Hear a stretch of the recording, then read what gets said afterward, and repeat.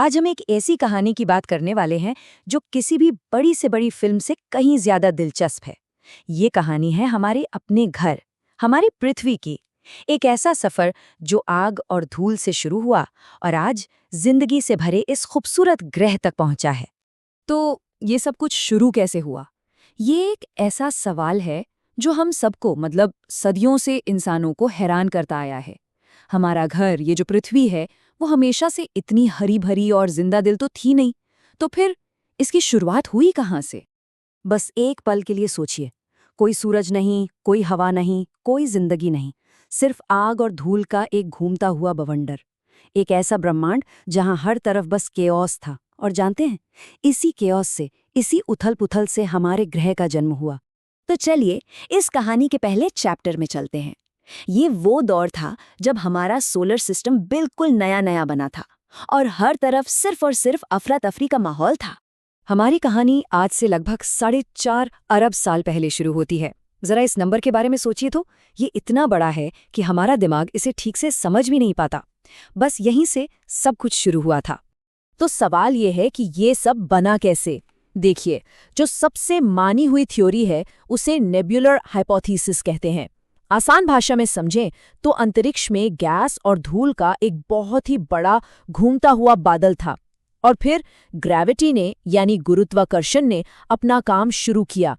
वो बादल अपने ही वजन से अंदर की तरफ सिकुड़ने लगा और जैसे जैसे ये बादल सिकुड़ता गया, इसके बीच में, इसके सेंटर में इतना प्रेशर बना कि हमारा सूरज जल उठा और पीछे जो भी धूल और चट्टानें बची थीं वो आपस में टकराने लगीं और जुड़ने लगीं। ग्रेविटी ने इन सारे टुकड़ों को एक साथ खींचा और धीरे धीरे एक गर्म पिघला हुआ गोला तैयार हुआ। यही थी हमारी शुरुआती पृथ्वी। लेकिन कहानी अभी खत्म नहीं हुई थी। पृथ्वी का जन्म इतना आसान नहीं था। हमारे ग्रह की हिस्ट्री में सबसे बड़ी और सबसे जबरदस्त घटना तो अभी होनी बाकी थी। चलिए देखते हैं कि वो क्या थी। हमारी नई नवेली पृथ्वी को एक ऐसी टक्कर का सामना करना था जो इसके आने वाले भविष्य को हमेशा हमेशा के लिए बदलने वाली थी। उस वक्त हमारे सोलर सिस्टम में एक और ग्रह भी था। साइंटिस्ट उसे थिया कहते हैं। इसका साइज लगभग मंगल ग्रह जितना था और ये सीधा हमारी पृथ्वी से टकराने की राह पर था। और फिर वो हुआ, एक जबरदस्त भयानक टक्कर। इस घटना को जायंट इम्पैक्ट हाइपोथेसिस कहते हैं। इस टक्कर से खरबों टन मलबा अंतरिक्ष में बिखर गया और पता है उसी मलबे से क्या बना? हमारा चांद। तो हुआ ये कि इस जबरदस्त टक्कर ने ना सिर्फ हमारी पृथ्वी का हुलिया बदल दिया, बल्कि आसमान में हमें हमेशा के लिए एक साथी भी दे दिया। ग्रेविटी ने उस सारे मलबे को धीरे धीरे एक साथ खींचा और हमारा चांद वजूद में आया। उस भयानक टक्कर के बाद हमारी पृथ्वी किसी आग के गोले से कम नहीं थी। लेकिन अब कहानी का अगला पड़ाव शुरू होता है। एक ऐसा पड़ाव जहां आग की जगह पानी लेने वाला था। उस जमाने को हेडियन युग कहते हैं। समझ लीजिए पृथ्वी का नरक जैसा बचपन था। जमीन पर पिघले हुए लावा की नदियां बह रही थीं, आसमान जहरीली गैसों से भरा था और हर तरफ ज्वालामुखी फट रहे थे। मतलब ऐसी जगह जहां जिंदगी का तो सवाल ही पैदा नहीं होता। पर धीरे धीरे, बहुत धीरे धीरे पृथ्वी ठंडी होने लगी। हवा में जो भाप थी वो पानी की बूंदों में बदलने लगी और फिर बारिश शुरू हुई।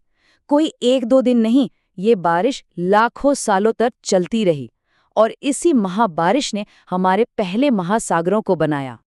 तो अब पृथ्वी पर पानी आ चुका था और अब स्टेज तैयार था सबसे बड़े चमत्कार के लिए। ये वो पल था जब कहानी एक बेजान पत्थर से जिंदा चीजों की कहानी बनने वाली थी। तो चलिए अब हम टाइम में थोड़ा और आगे चलते हैं।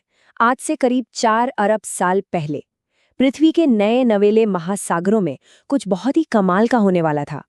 इस प्रोसेस को कहते हैं एबायोजेनेसिस, मतलब बेजान चीजों से जिंदगी का पैदा होना।